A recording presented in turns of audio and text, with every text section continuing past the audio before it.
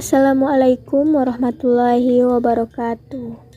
Perkenalkan, nama saya Rista Kilana, NPM 1903070050.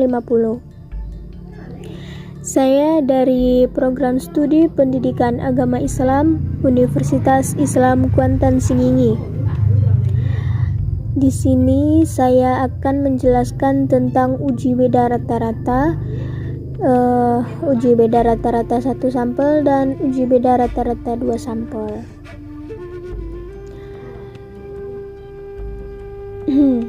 Di sini saya akan menjelaskan tentang uji beda rata-rata.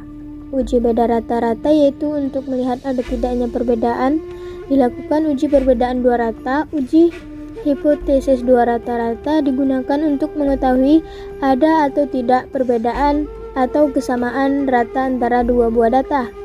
Uji T1 sampel merupakan salah satu prosedur pengujian statistik inferensial yang digunakan untuk menguji apakah rata-rata dari data yang kita gunakan secara statistik berbeda secara signifikan bila dibandingkan dengan nilai rata-rata yang sudah diketahui berdasarkan asumsi ataupun opini. Karena uji ini hanya melibatkan satu kelompok sampel, kita akan melakukan pengujian nilai rata-rata sampel tersebut terhadap nilai rata-rata pada hipotesis 0. Itu tadi pengertian tentang uji T1 sampel. Jadi, uji T sampel ini biasa digunakan untuk menguji hal-hal berikut. Yang pertama, perbedaan rata-rata antara sampel dan nilai rata-rata yang digunakan pada hipotesis. Yang kedua, perbedaan rata-rata antara sampel dengan nilai median dari sampel yang kita uji. Yang ketiga, perbedaan rata-rata antara sampel yang kita gunakan dan nilai peluangnya. Yang keempat, perbedaan statistik antara nilai perubahan dan titik nol.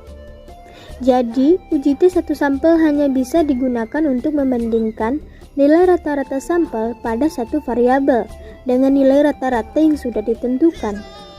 Jika Anda ingin membandingkan rata-rata lebih dari satu kelompok, Anda bisa menggunakan atau menjalankan uji T sampel independen atau untuk membandingkan rata-rata dari 2 kelompok, atau ANOVA satu arah untuk membandingkan nilai rata-rata 2 kelompok atau lebih.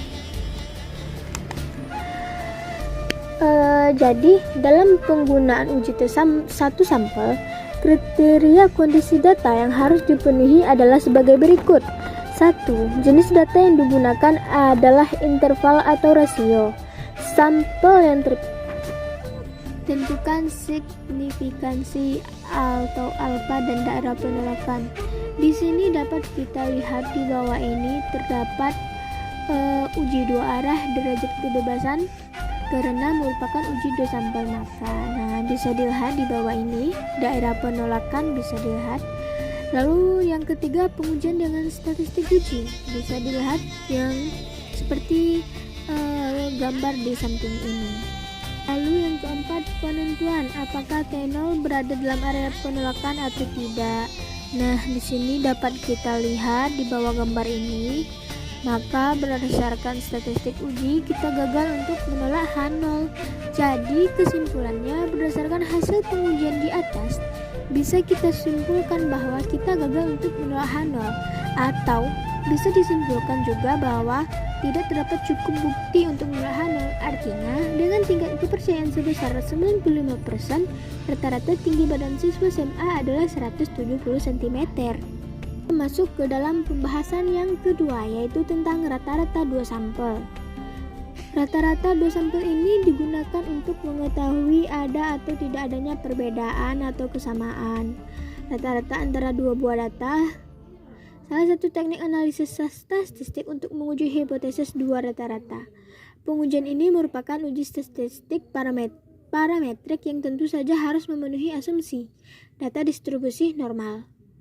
Data dipilih secara acak. Data yang digunakan merupakan data numerik atau skala dan interval. Pertanyaannya, bagaimana jika asumsi di atas tidak bisa terpenuhi? Maka caranya yaitu mengganti metode dari parametrik menjadi non-parametrik. Untuk metode ini belum dijelaskan atau belum dibuat. Segera akan dibuatkan untuk metode ini. Nah, untuk langkah-langkah uji kesamaan dua rata-rata. Yang pertama, uji atau asumsikan bahwa data dipilih secara acak. Yang kedua, uji atau asumsikan bahwa data berdistribusi normal. Yang ketiga, tentukan apakah variansinya homogen atau hetero. Yang keempat, tulis HA dan H0 dalam bentuk kalimat. Yang kelima, tulis HA dan H0 dalam bentuk statistik. Cari T hitung atau Z hitung dengan rumus tertentu. Yang ketujuh, tentukan taraf signifikat atau E.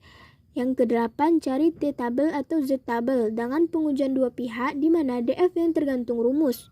Yang sembilan, tentukan kriteria pengujian yaitu jika tabel kecil dari T hitung atau kecil dari T-tabel maka H0 diterima. Yang ke-10, bandingkan T hitung dengan T-tabel. Yang 11, buatlah kesimpulannya. Contohnya kasus, seorang pemilik kedai minuman mengadakan sebuah penelitian untuk mengetahui selera pemilihan minuman dengan rasa jeruk yang lebih diminati konsumennya. Sampel sebanyak 12 orang diambil dengan percobaan minuman dengan jeruk yang diperas dengan tangan sendiri dan 10 orang dengan percobaan minuman jeruk yang diolah dari botol sirup dengan rasa jeruk. Sampel pertama memberikan penilaian dengan nilai rata-rata 93 dengan simpangan baku 6 dan sampel kedua dengan nilai rata-rata 60 dan simpangan baku 7,5. Ujilah hipotesis kedua percobaan jenis minuman dengan alternatif keduanya tidak sama dengan taraf nyata 10%.